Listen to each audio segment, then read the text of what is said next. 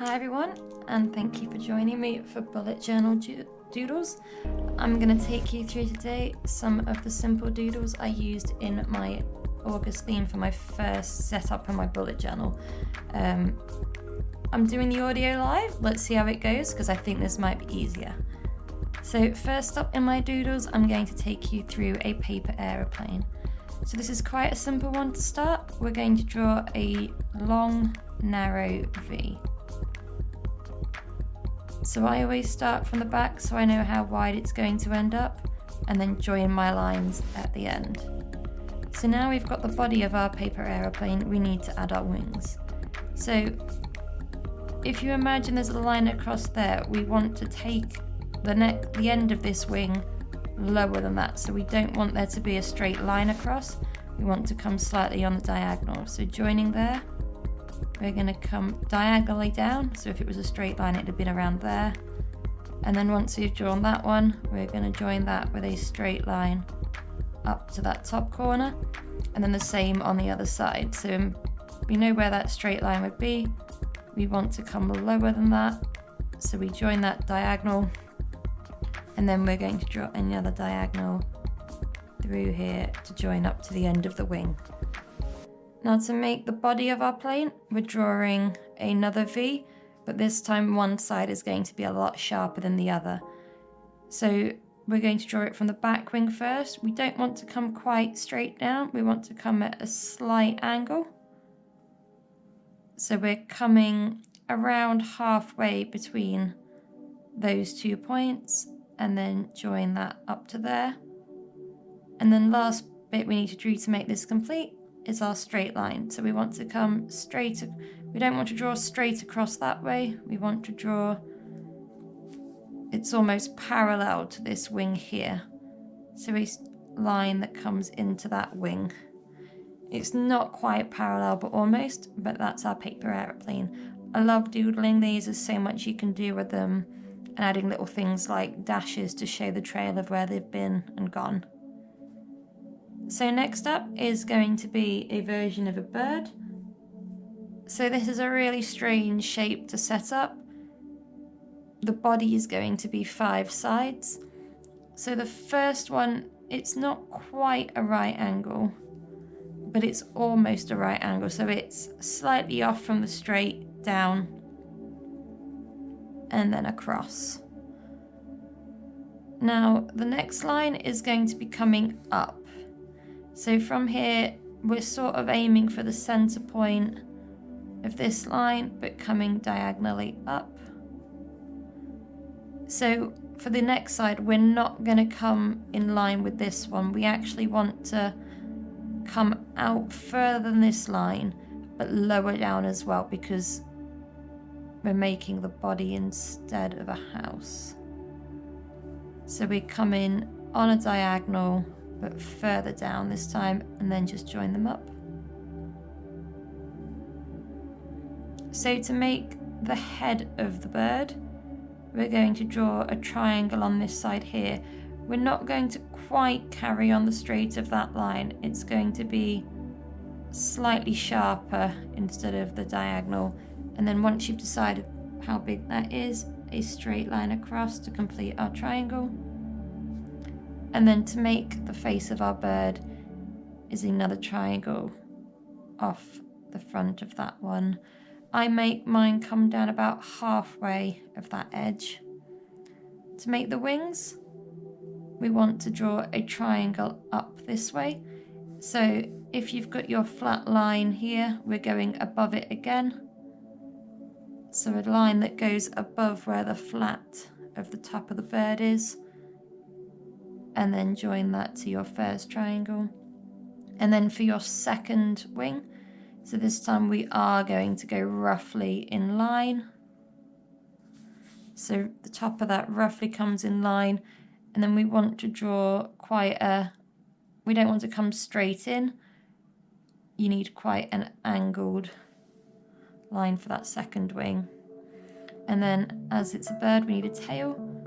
So I come around halfway up and I draw a diagonal line that's running sort of at the same angle as this one, down, below the line of the bottom of the body, and then I do a second one that is parallel to that before I get to the bottom, and then I connect those with a straight line, and then a straight line coming down before it connects. It's not quite as long, and then a straight line again, and then a diagonal line coming not quite from the corner to make the edge of the tail. So next up is a butterfly. I quite like doodling butterflies. I do them in origami, I just do them as doodles. So this one, we're going to start with a straight line on our page. From here, coming from the top, we want to create a V shape. Try and make it roughly equal. I try, doesn't always work. And then we're going to join those lines to the bottom of the first line we drew. So this is the inside of the body and the inside of the wing. From here, we want to draw a diagonal line upwards. If you work out where the straight is, we want to go higher than that again, but not too sharp. And then a parallel line to this from the bottom, and then another straight line to join them, which will be parallel to this line. Then we just need to repeat that on the other side.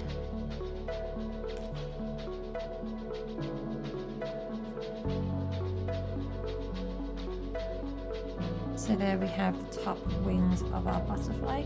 Okay, to make the bottom wings, starting at this bottom point of the line, we're going to draw diagonal lines out. They do roughly line up with those top ones. Mine aren't exact. And then we're going to draw another parallel line to this, starting roughly halfway through the wing. But we're not going to make it as long this time. And then we're drawing a diagonal up line to join the two together to make our butterfly.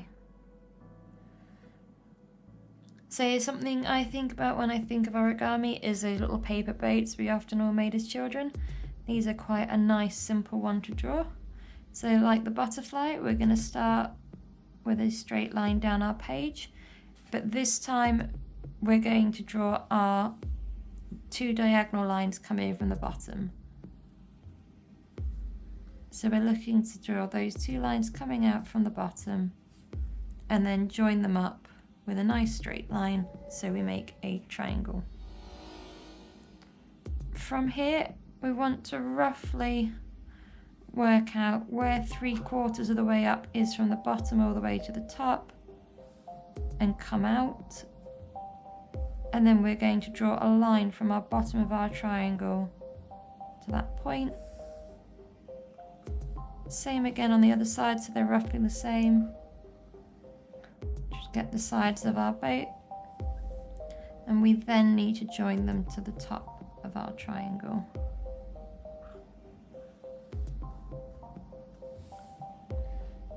So from there, we're looking, it's around halfway on the points of our side. We're going to draw straight lines that join the top of our boat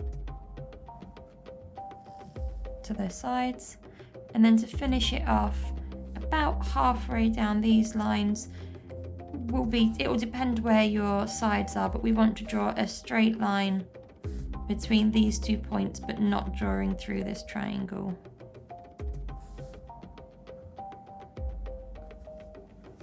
And that makes our boat. So next up is a koi fish. I like these because there's lots of ways you can colour them and little frilly extra designs you can add, but they're very similar to the way we draw the boat. So we're going to start with a straight line, and the same as the boat, we're going to draw our triangle off the bottom, but we're then going to draw two parallel lines at the top as well. And then we're going to join those together.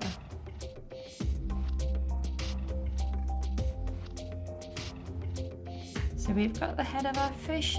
Next we need our fins. So starting at this bottom corner, you're going to roughly know where your halfway point is. You're going to draw a diagonal line up to around that halfway point, and then join it, and repeat on the other side. So our fish now needs his body.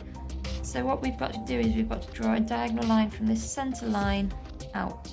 We want to make sure it extends out past this side of the head. How far you take it is up to you, and it's quite a steep line, so I tend to choose a point and then draw my line, and then join from the bottom to the other 2 points. So we've got our body and then a tail. So the tail is made up of 5 lines to get the different lengths. The first line is going to come straight down, and it's going to be the shortest line that you draw. So the next 2 lines are going to be either side of this, and they're going to come at quite a steep diagonal to either side of it. And then we're going to draw 2 more either side of these, and they're going to be shorter than these ones. Depending on how wide you draw these lines depends on how wide your tail is. And then we just need to join the bottoms up. So starting at our center line, we join it to the bottom line on both sides, and then we join those long lines up to our top shorter lines. So last up, I'm going to show you how I drew my turtles. So for this one, we're going to start with a straight line across our page. So roughly work out where the thirds are of this line, because that's going to be, the middle third is going to be our head. So we need to draw 2 lines. We don't want to join them into a V, but we also don't want them straight up. We want them coming slightly on the diagonal.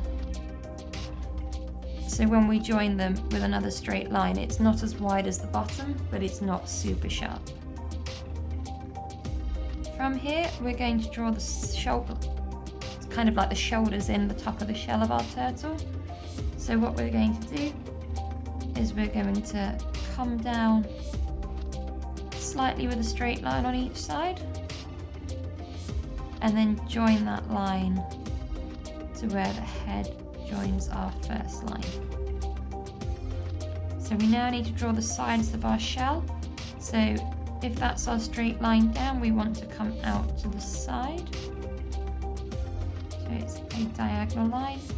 And then roughly where your center point is down the turtle's body, we're going to draw quite a harsh V in to join his shell. Mine isn't quite equal, but never mind. It's the beauty of drawing. So our turtle, he now needs some fins so he can swim.